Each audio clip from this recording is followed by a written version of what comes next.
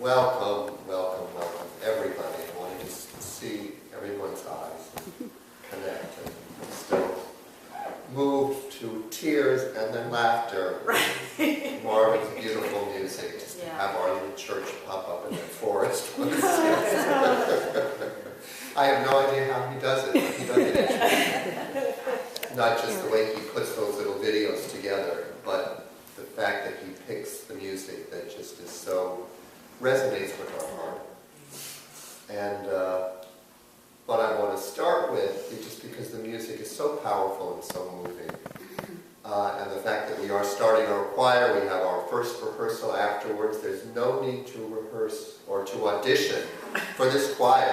Okay? No audition necessary. The only audition you need to have is the desire to do it and show up, and you are in. And if you can join us on the 12th September, that's great. If you're not able to join us on the 12th, but you still want to join the choir, please stay for rehearsal.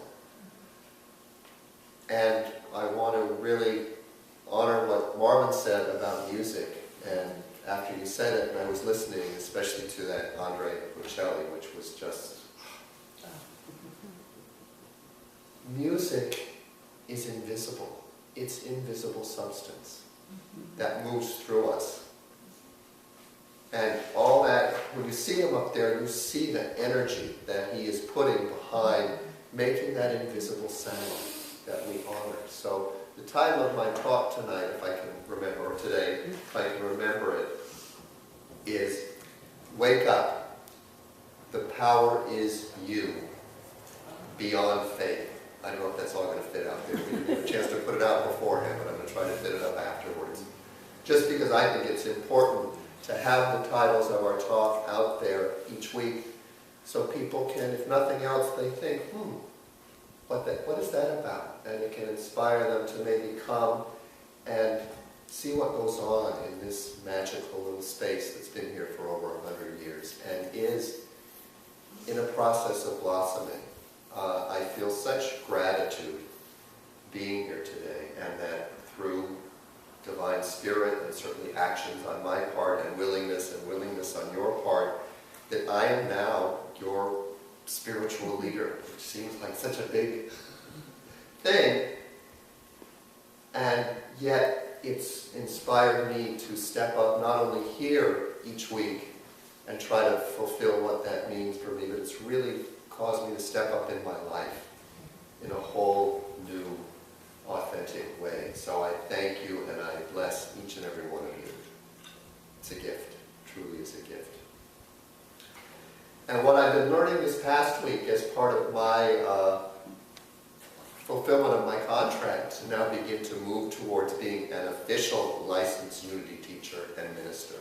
And I have to say, being here and feeling your love and acceptance, that's more important than any official thing I can get. And the process is wonderful, as I'm realizing with life, as I continue to say yes to whatever shows up, even if it doesn't look good, and just open to that connection within, say, okay, why is this here in my life? If there's only one power and one presence, God the good, then although this may not look good, I know there's good here, and my job is to see it and to find it. And sometimes it is to shift my direction. That doesn't feel right for me at this point. Thank you for sharing, and I'm going to head this way now.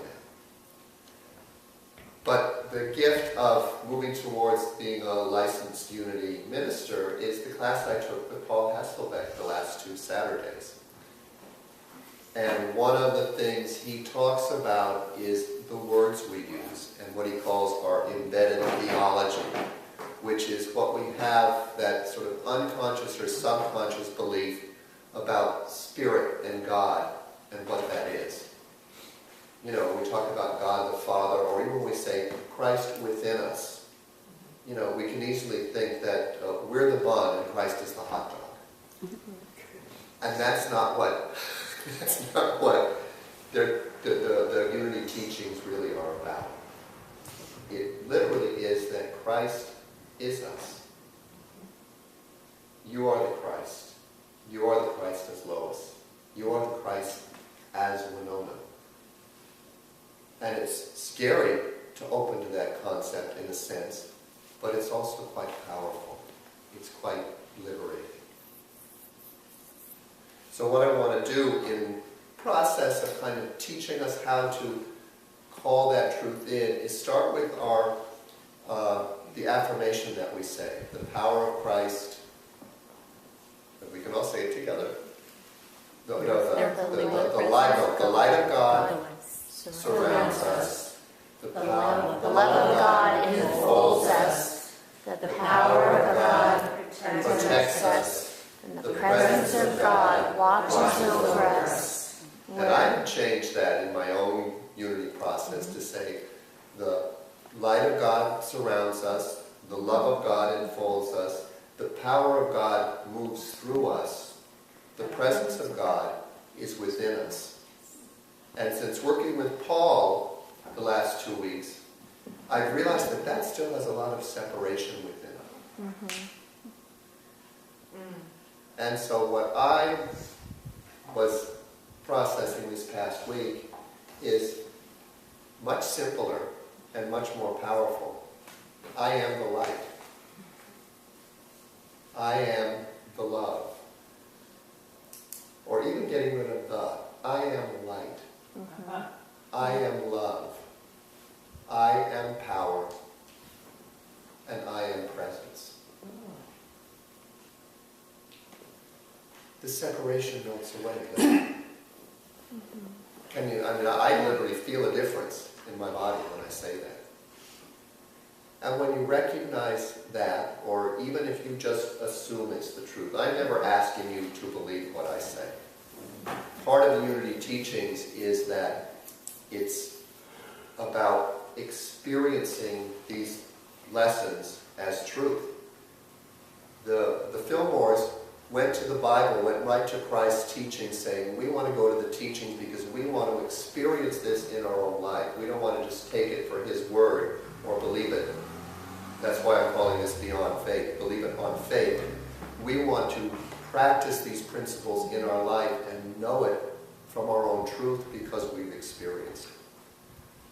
So anything I say, I invite you to open to as a working premise or as a possibility. And then I ask you to try it on for the week or for a couple of days. See how it feels. Because one of the main Unity teachings is that we project this world out from us through our thoughts, feelings, and beliefs. And because we're in this time and space dimension, it may take a while for it to manifest. And of course that's part of the challenge. Because we can say, oh, I believe in God the good, and I believe that I create my reality, but then why do I still not have enough money to pay my bills this week? Why is this person who I'm in a relationship, why does they keep pushing my buttons and not do what I want them to do? So we have that belief, we come here on Sunday, and this all feels wonderful and good, and then we're out in the world, and it's not necessarily mirroring back what we just kind of felt might be the truth. So our challenge is to, in a sense, ignore the outside world. And it's not really ignore it, it's to look at it as, in a sense, a mirror of the past, of what we have been projecting. And if it doesn't look like what we want or what feels right to us, go to the cause. We've been talking about following the feeling when your buttons get pushed. If you honor that feeling, because that feeling is the causation. It is the power, the love, the presence, the light in you. That ultimately, if we're the projector, then it's all coming from us. So it's to trust that and be willing to focus on something different, even if the outside world doesn't seem to mirror what you're wanting. That's a challenge. It's a challenge. And when we do it, and when we see the results, then we've gone beyond faith. Then we begin to trust that we are the causal point in our life. And so to connect that with the singing and the music, to connect that with that being in the present moment and trusting that inner connection, let's think about the energy that flows through music when it's made. Because it's basically resistance. It's friction. It's what creates this universe, and what comes out is a vibration that moves through us. We don't just hear it with our ears. We do. And there's a concept if there's words, but very often what moves us through music is not the words, it's the vibration. And we feel it here, we feel it here. Very often we feel it here, and tears come out of our eyes. It moves us to that point. So there's a deep energy that's flowing. And so when you recognize that the invisible is more powerful than the physical, than the visible. It's the invisible that ultimately shapes, and the invisible that shapes and molds the visible. It connects us with that invisible part. It connects us with the breath. The breath, I think, in the physical world is the substance that they talk about in the Bibles, that the Fillmores talk about, from which we manifest from. Of course, the substance they're talking about is the pure substance that, in a sense, maybe we can't even conceive with this conscious mind. But yet, we have a symbol of it through the breath. It's invisible, we don't realize it's here, but without it, we're gone. It also connects us all. I exhale and you inhale. As we talked about last week, the last couple of weeks, the trees exhale the substance that gives us life, and we exhale the substance that allows the trees to grow. So that idea of oneness, of connection, of a universal family, is not just an idea, it's the truth, as expressed through the invisible breath all around us. The invisible atmosphere also is what allows this vibration of my voice to move into your ears, for you to feel it. So just thinking about that and opening to it allows me to open to these inner senses, that feeling sense. Love, can anyone deny that it's real? Connects you with your family. It, from my point of view, is what inspires us to get up and move through each day. Sense of love, wanting to connect, an inner voice that says there's a reason why I'm here, to just open up, walk outside on a beautiful day and feel that energy. It's nothing you can see through a microscope, but it's real. So now we move beyond faith, right? It's not just a hope, or I hope it's there. We know it, we can feel it. We feel it through music, we feel it through love. We feel it through the connection we get when we see someone we haven't seen for a while, or suddenly get a call from someone, we hear that voice on the phone. It changes everything in our body, our whole chemistry changes, and they can prove that with scientific instruments, right? Chemicals are released in our brain, dopamine and positive chemicals when we hear beautiful music, or when we pet an animal. Yes? And we feel that connection with our animals. There's no words that are spoken, but we feel that connection, and we know they feel it. I know I can sit and look at my cat across the room and feel the connection, and that cat will turn, even in a deep meditation or sleep. I'm not sure where the cats go.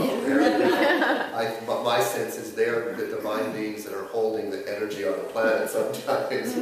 But my cat will turn and open its eyes and kind of blink like, yeah, I hear you. I know you're there.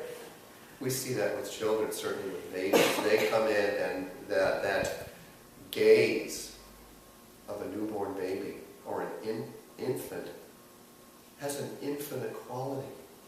It takes you in. You feel as though you're being beheld by the divine. Yeah, that's unconditional love. So I'm going to take this just as came up to me as we were reading it, just as a practice in how language, and this is another thing that Paul Hasselbeck talked about. One of his main things with unity is taking the words and making them more an expression of the oneness, of the real unity teaching, that there's no separation between us and spirit or the God source. And we practice some of that in our meditation at the beginning, and we will continue to do that and get deeper as the weeks go on. I really want this meditation time at the start of the service to be an experience of God. My initial spiritual connection was through yoga. Before I started yoga, I was basically an atheist. And then being an atheist, I knew, well, my body's real, so that's here. So I began working with my body, and my yoga practice opened me up to the undeniable truth that an invisible spirit or life force is flowing through me, and it's the same force that is pregnant and present in every single speck of this physical universe. So it opened me to spirit through my body. So that's what we'll be doing at the beginning of our meditation each week. So I'm going to take this and read this out loud. Through the Christ in me. So I would change that to, as Christ, I am free from limitation. Or even simpler, as Christ, I am freedom. Simple, right? And more powerful. I am not bound by the circumstances or victim of negative influences. I would say there are no negative circumstances. Period. And this is a big leap. This is what we've been talking about a lot recently, the last few talks. One power and one presence. God the good, omnipotent. If that's true, everything that's happening in your life is for your good. And what I've been playing with this past year is the idea that especially those things that push your button, especially those things that trigger an energy in you. Because what happens when your buttons get pushed? You react. You react. And what is causing you to react? Energy, right? Presence, an invisible substance in your body is saying, woo! You know, we feel it here, we feel it in our skin, we feel it up here, we can get hot. I mean, our heart starts to race, chemicals are released. It's our power that is being released. And my understanding in going there is it's that, remember we talked about a minute ago, that newborn infant that is just love, is just so present. What happens is that child, which was each of us, it's how we came into the world, as we get older, we're molded and shaped and formed and restricted into what's acceptable in this society. And so that part of us, that open, unconditionally loving part that just is basically saying yes to everything, gets stifled, gets blocked. And so whenever our buttons get pushed, it's that inner child saying, I'm still here. I want to be recognized. I want to be noticed. And what I've come to understand, that when our buttons get pushed, it's spirit, it's the spirit within us projecting out a situation that is causing us to go back to the cause. And what we've been trained to do is fix the outside world. Try to make that person change, or move to a different job, or, you know, grab a piece of cake, or smoke a cigarette, or whatever. So, you know, play a video game, or get back on Facebook. We move into reaction. What if that pain and discomfort in our lives, whether it's emotional, mental, or physical, was actually a gift, was actually a communication from Spirit saying you're out of balance here. You've forgotten or displaced a certain part of yourself. What if it was as simple, I'm not saying this is easy, but what if it was as simple as being with that discomfort? Being that witness self that we talked about in the meditation at the beginning, that we felt, hopefully, at the beginning. To just sit there and be with that part of yourself as if it's a child that's come to you crying because it's hurt its knee, or so its toy has gotten broken, or whatever outside thing that triggered it. The miracle about children, if they're given the space to have their feelings, they can be in the deepest despair because their little dolly has gotten broken. Deepest despair. And they'll cry it out, and in a minute or two, they're laughing, they're joyful, they're right there. As we get older, we learn to, well, I can't quite feel that feeling yet totally because it's not acceptable, and I've learned if I feel that, I'm bad, and I've got to stifle this thing. So we walk around with all these unresolved feelings, and our light bulb has been dimmed. Because our feeling sense, in a sense, is our navigation sense. Who am I? What do I feel in the world? What's going on here? That's our experience of life. And a lot of us live through life with an idea of life, what it's supposed to be, based on what went wrong in the past and what we need to fix or try to do for the future. What Valerie calls it is that mythic urgency. That thing that if I can just get all this done, all the agenda, all the things we have to do to make the world right, so we can relax and take that breath of relief. Guess what? You can take that breath of relief right now. Let's all do that. And when we do it, let's say, I am the light. I am light. I am light. I am light. I am love. I am love.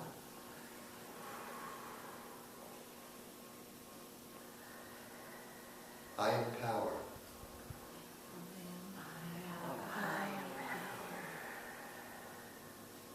I am presence. I am presence.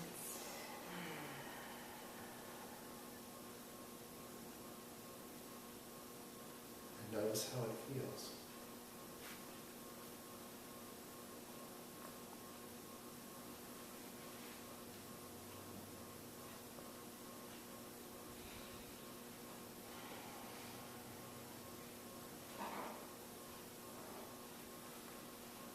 And so now imagine yourself moving forward through your week, and imagine your buttons getting pushed, which I guarantee they will.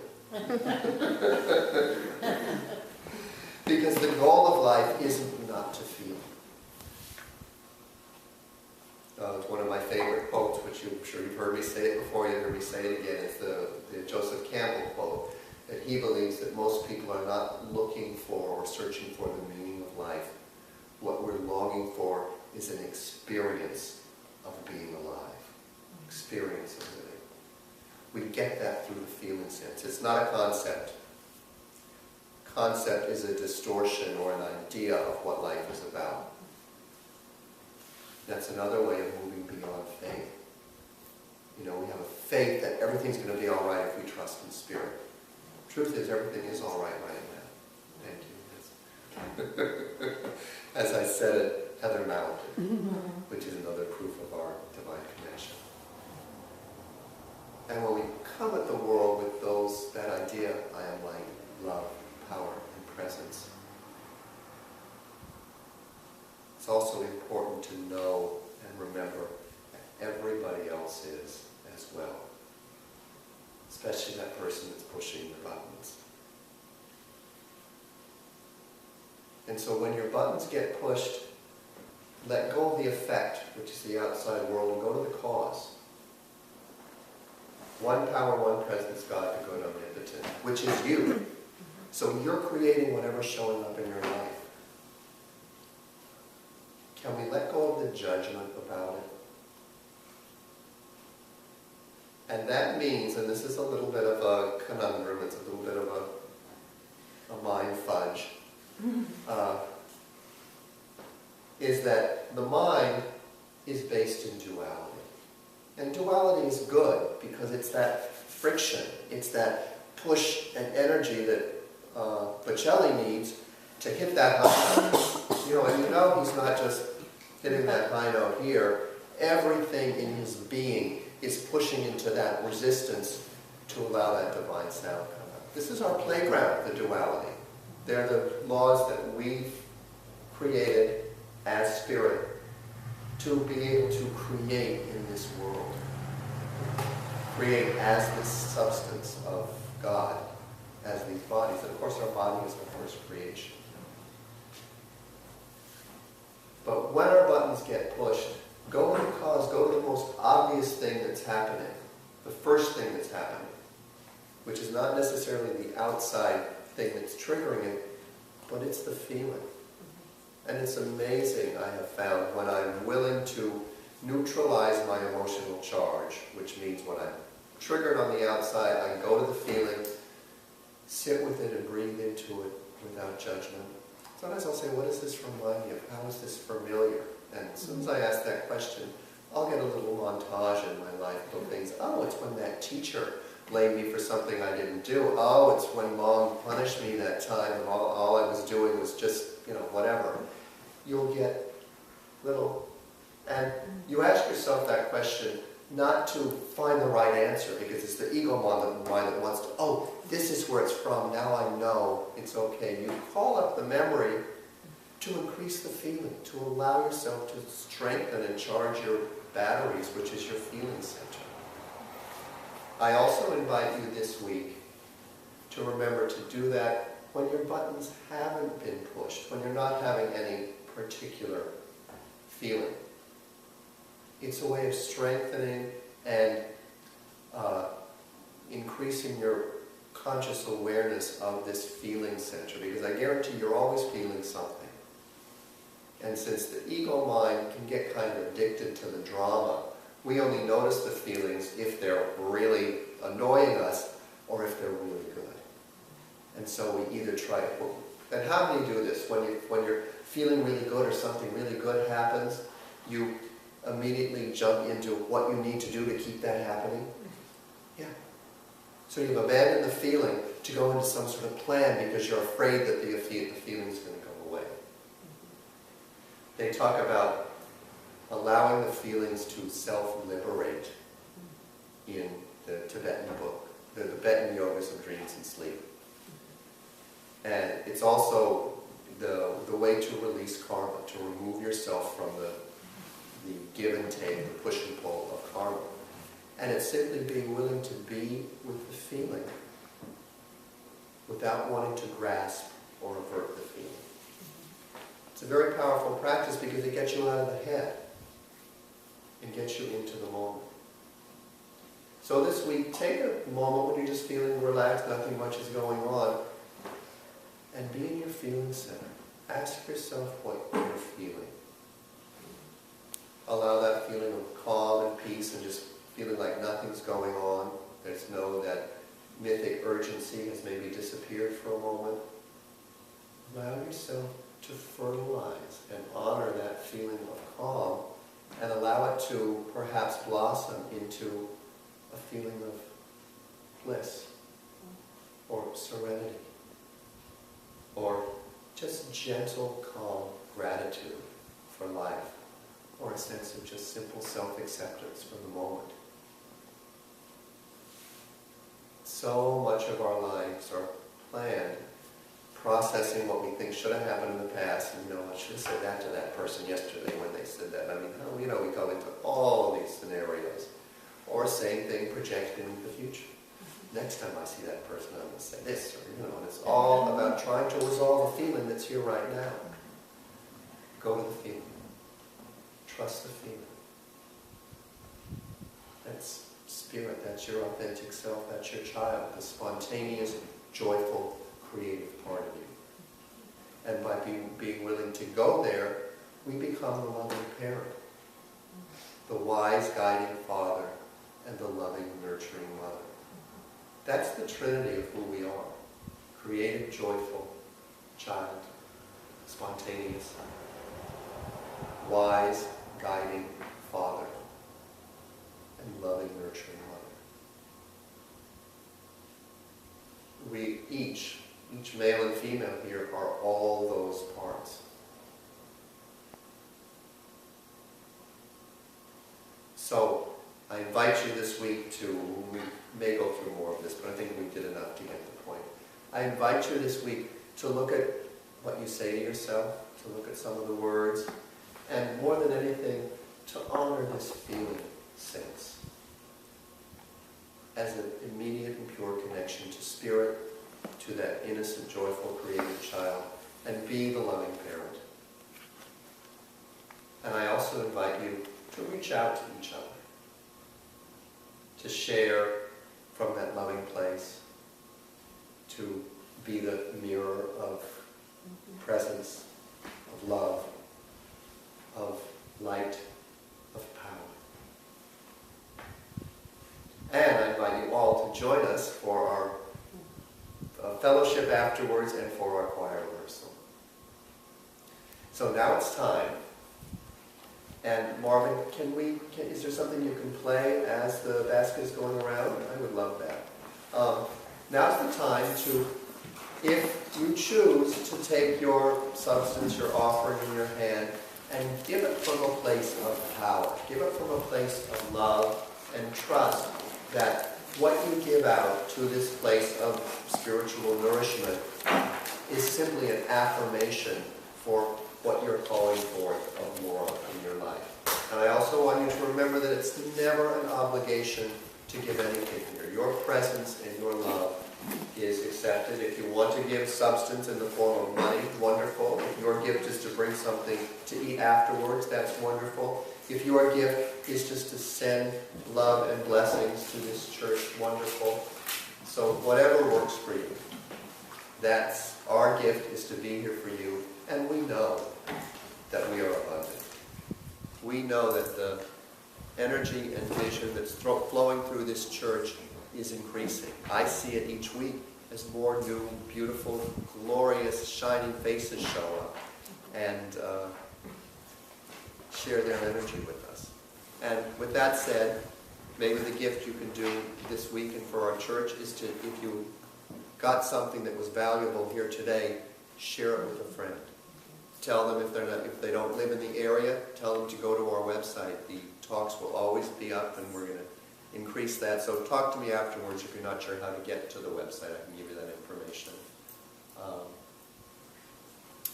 Bless you, Marvin. As our basket goes around, we're going to listen to some music.